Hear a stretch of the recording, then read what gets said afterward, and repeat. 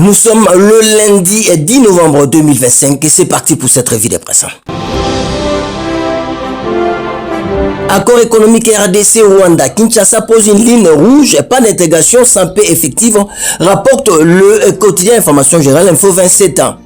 En quoi ces quotidiens à Washington, la nature du Congo et le Rwanda ont posé un jalon décisif dans la relance de leurs relations bilatérales en paraphant les cas d'intégration économique CIR, un instrument censé transformer les acquis du processus de paix en levier de développement partagé. Mais pour Kinshasa, pas question de brûler les étapes. La mise en œuvre de ces cadres ne deviendra effective qu'après l'exécution complète du concept opération CONOPS annexé à l'accord de paix du 27 juin 2025. Le gouvernement congolais rappelle avec fermeté que la stabilité et la sécurité conçues les préalable à toute intégration économique, une position qui inscrit la diplomatie congolaise dans une logique de responsabilité et de cohérence stratégique, plaçant la paix au cœur du développement.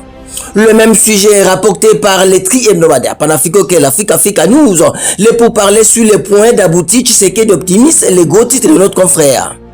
À la faveur des événements récents marquant la COP30 au Brésil, rapporte Africa News, Félix Tshisekedi a pris le temps de s'adresser à la diaspora de la nature du Congo, exprimant sa confiance face aux avancées des négociations en cours à Washington et à Doha. Le président de la République a déclaré avec assurance: les pourparlers largement relayés par les médias sont sur le point d'aboutir. Nous devions recevoir dans les prochains jours des invitations officielles de la Maison-Blanche pour formaliser notre accord de paix.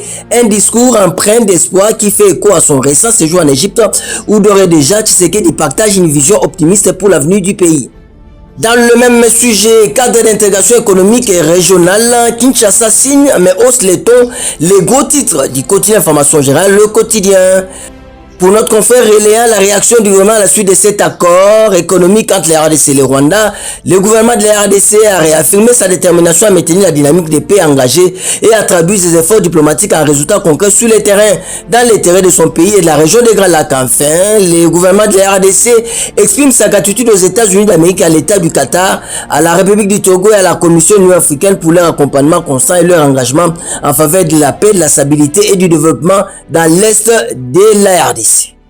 On va terminer avec cette grosse exclamation du tribunal d'information générale Congo Nouveau. Joseph Kabila isolé, Tshisekedi Katumbi. Un nouveau rapprochement, s'interroge notre confrère.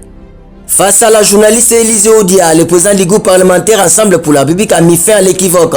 Entre Joseph Kabila et Moïse Katumbi, le fil politique est encore rompu. Ensemble pour la République n'accepte plus qu'un leadership naisse quelque part à son insu, qu'il y ait une locomotive et qu'Ensemble devienne un simple wagon, à lâcher Christian Mwando. Ce député national du parti de Katumbi a fustigé la convocation unilatérale de l'opposition politique à ses conclaves tenus à Nairobi sous le leadership de l'ancien chef de l'État. Mais pourquoi s'interroge notre confrère? La raison n'est pas à chercher loin. Joseph Kabila est un homme du passé alors que Moïse Katumbi caresse encore l'ambition de devenir président de la République. Ça n'est donc fini pour cette revue de presse. Prenons tous rendez-vous pour demain.